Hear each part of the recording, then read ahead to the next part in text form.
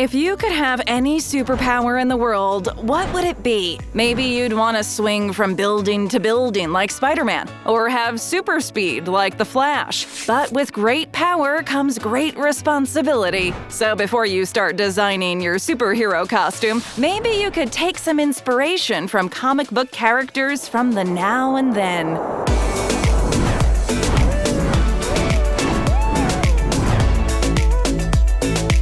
The drawing of cartoons has been around as long as newspapers have been in circulation. Early cartoons were mostly satirical and critiqued the politics of the day. Artists and writers soon incorporated humor into their work and adapted the form to include more everyday scenarios, ushering in the comic strip. Published in 1933, the first comic book, Funnies on Parade, was a collection of popular comic strips. Soon after, the first Superman comic book soared onto shelves and into the hearts of children everywhere. Clark Kent's charming good looks and stunning superpowers meant that the demand for superhero stories went up, and away. Soon, Captain America was introduced, as well as Batman and Wonder Woman. While American soldiers fought in World War II, on the home front, the golden age of comics championed themes of patriotism and heroism. With bath towels around their necks like capes, kids bounded through their neighborhoods, imaginations ablaze with their superhuman powers. Others, meanwhile, were engrossed in the world of Riverdale. The Archie comics first appeared in 1941 and followed the shenanigans of high school friends. No matter what you read in the early days, you better hope your mom didn't throw out your comic book collection. The first Superman comic is now worth over $3 million. Comic books were a cheap form of entertainment that a kid could afford with their weekly allowance. They were traded with friends or stuffed carelessly into backpacks or pockets. Now, avid comic book collectors rarely take their prized books out of their plastic sleeves. Collectors will even get their books graded by a professional to guarantee their quality. A high grade indicates that a book is in pristine condition and is worth more. Most of these collectors are, in a way, reliving their childhoods when superheroes were a big part of their lives. Now, superheroes are understood as pop culture staples. Take Spider-Man, for example. While Peter Parker once kept the streets of New York City safe between the pages of a comic book, you can now find Spider-Man's face on t-shirts, lunchboxes, mugs, and in multiple movie adaptations.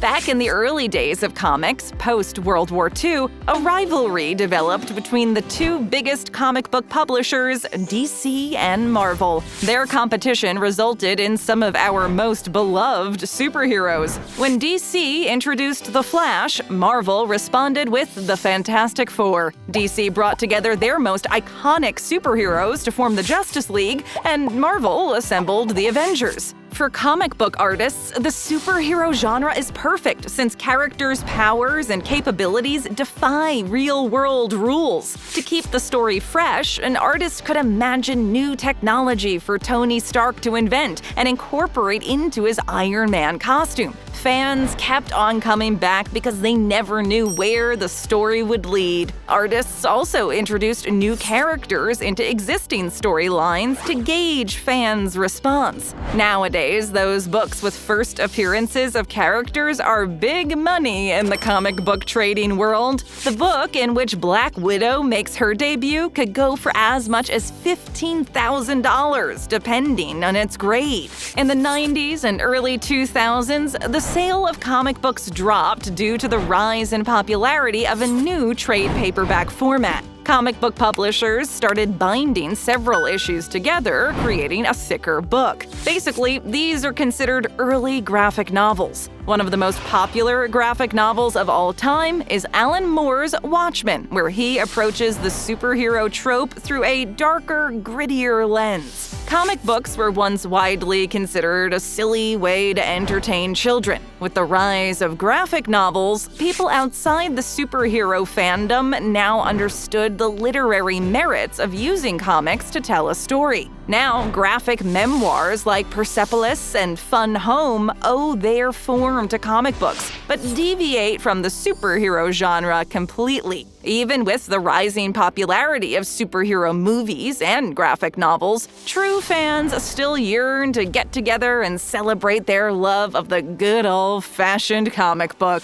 This desire for community is what sparked the first ever Comic-Con in 1970. A group of friends based in San Diego organized the event to raise awareness and appreciation for comic books and other underrepresented art forms like fantasy and sci-fi. Now, the convention is massive and includes costume competitions, movie premieres, vigorous panels, and plenty of vendors. There are now Comic-Con-inspired events all around the world for people to celebrate all things a little nerdy. It's the place to be if you want any of your comic merch signed. There's an autograph area where iconic artists like Stan Lee, a frequent participant when he was alive, and Frank Miller could sign your memorabilia. If you're a collector, an autograph from any major artist could up the value of your book immensely. And where did you buy that book? Maybe at your friendly neighborhood comic store. In the 80s and 90s, the comic book store became not only the place to snag the newest issue of your favorite comic, but also the hangout spot for other comic fanatics. Instead of relying on the local corner store to get your comic book fix, the rise in comic book popularity resulted in dedicated stores popping up and selling all things comic.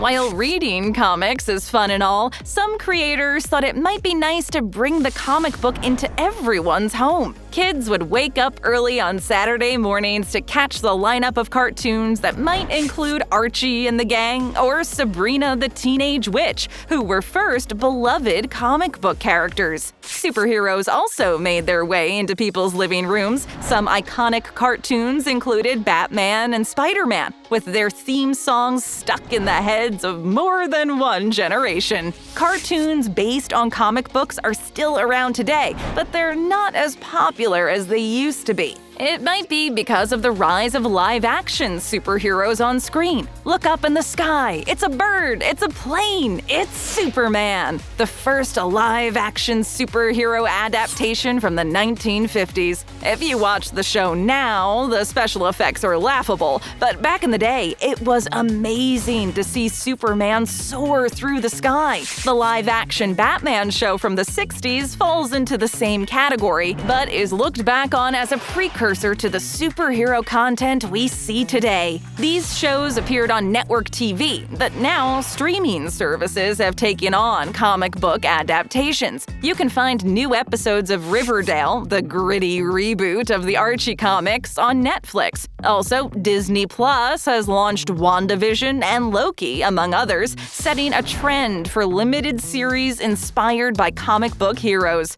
Compared to a movie, a TV series allows the audience to spend more time with the characters and immerse themselves further into the world of the story. Like the comic books of the past, only one episode drops a week, keeping fans engaged and on the edge of their seat. But the real future of comic book characters is in theaters, where superhero movies reign supreme. The rivalry between DC and Marvel has moved from comic books and taken up residence in Hollywood. Similar to the comic books back in the day, the superhero universes of the films are deeply interwoven and cross-platforms. Marvel does this best, with each movie working as a standalone but also contributing to a larger story. Avengers Endgame was a cultural phenomenon that included everyone in the Marvel universe, from Ant-Man to Black Panther and Thor to Doctor Strange. No spoilers here, although die-hard fans were able to use the original comic books as a reference to try to predict how exactly Endgame was going to play out.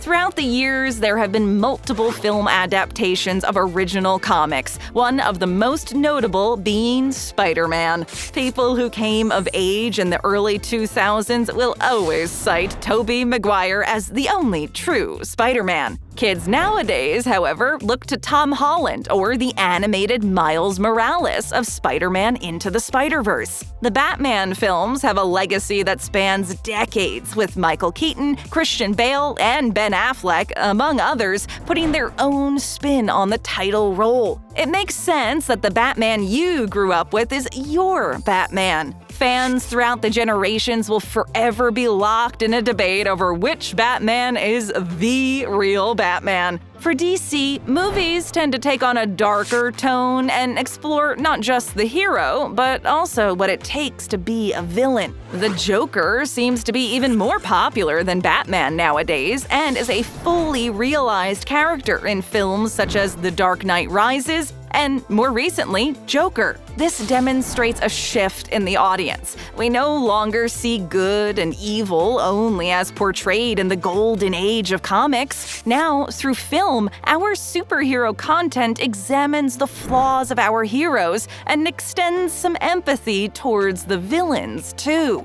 The future of the industry is in the hands of new and diverse voices. Indigenous artists like Kyle Charles are sharing stories in comic book form. There's also the release of a Shang-Chi adaptation and the much-anticipated Black Panther sequel to look forward to. From the collector's market to Hollywood, it is clear that comic books are an important cultural touchpoint. You don't need X-ray vision to see that the future of comics still looks bright.